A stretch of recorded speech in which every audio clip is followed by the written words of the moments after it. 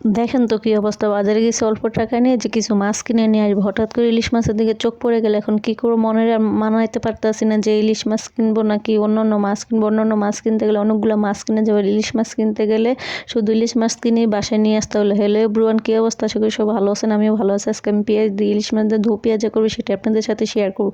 তো প্রথমে যেটা বলতেছিলাম, বাজারে গেছি অন্যান্য মাছ কিনতে, কম দামি মাছ দেখে কিনবো, কিন্তু কি করব দেখেন মনে আর মানাইতে পারতেছি না, লোভ সামলাইতে পারতেছি না। পরে আমার যেটুকু সামর্থ্য আছে সেটুকু সামর্থ্য অনুযায়ী ইলিশ মাছ কিনে নিয়ে আসছি। 1 কেজি মাছগুলো, একটা মাছের মধ্যে লেজা চাকা মিলাইয়া 4 পিস করা হয়েছে। তো ফাইনালি যে কি করবো আর ভাবতে ভাবতে নিয়ে আসলাম, নিয়ে আসা পরে এখন ভালো করে কুটা বাছা করে যে এখন পেঁয়াজ দিয়ে ভালো করে হাতে মেখে মাছটা এটা ভুনা করব। প্রথমে বেশি পরিমাণে পেঁয়াজ ভালো করে কুচি করে নিছি, নিয়ে এখন পরিমাণ মতো পেঁয়াজগুলো কুচিগুলো দিয়ে দিছি, কাঁচামরিচ পরিমাণ মতো দিয়েছি, হলুদ মরিচ সব কিছু পরিমাণ দিয়েছি।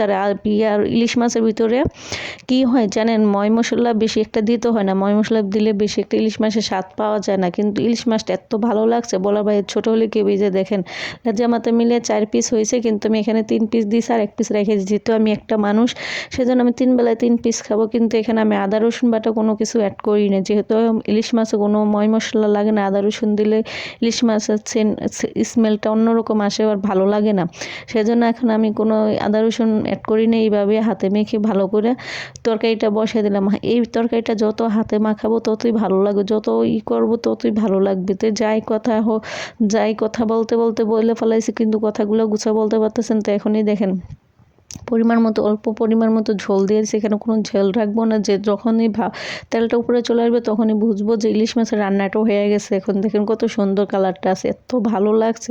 এগুলো একবারে দেশি পদ্মার ইলিশ, যে ভাই কি করবো, যেতটুকু সামর্থ্য আছে ততটুকু কিনে নিয়েছি, ছোট ছোট মাছ কিনে নিয়েছি, তারপরও এত ভালো লাগছে যে বলার বাইরে। মাছগুলোর ভিতরে অনেক তেল আসলে, যে দেখেন ধনিয়া পাতা দিয়ে দিচ্ছে, এখন একটু ঢাকনা দিয়ে রাখবো, তারপরে ঢাকনা উল্টে দেখি যে ফাইনালি তরকারিটা কত সুন্দর হয়েছে, তাই না? এত ভালো লাগছে যে বলার বাহিরে, মানে এত পরিমাণ তেল আসলো মাছগুলোর ভিতরে, যা কি বলবো, কিছুই বলার নাই।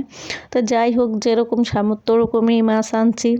আশা করি অনেক কিছু বলবেন যে ইলিশ মাছ মনে আর কেউ খায় নাই, প্রথম মনে মনে খাইতেছে। ভাই খাই সবাই, সব যার যে সামর্থ্য আছে সে সেই সামর্থ্য পাবে কিনে খায়। আমার সামর্থ্য নেই, সেজন্য আমি বারবার বলতেছি যে এতগুলো টাকা শেষ করে ফেললাম। এই মাছগুলো কিনতে গেছে, অন্য মাছ আর কিনা হয় না, এই মাছগুলো কিনতে গেলে আমার অনেকগুলো টাকা হিসাব করা লাগছে, গোনা লাগছে। তো কী করবো, এই জন্য বারবার বলতেছি, যেহেতু আমরা সাধারণ মধ্যবিত্ত ফ্যামিলির মানুষ, সেজন্য আমাদের একবেলা খেতে হলে আরেক বেলার কথা চিন্তা করা লাগে। তো চিন্তা করতে আর কী করে, চিন্তা করে কোনো কুল কিনে না পেয়ে যাই কথা তাই কাজ করে ফেলালাম। আজকে ভিডিওটা এই পর্যন্ত, পরবর্তী আরেকটা নতুন ভিডিও চলে। আল্লাহ হাফেজ।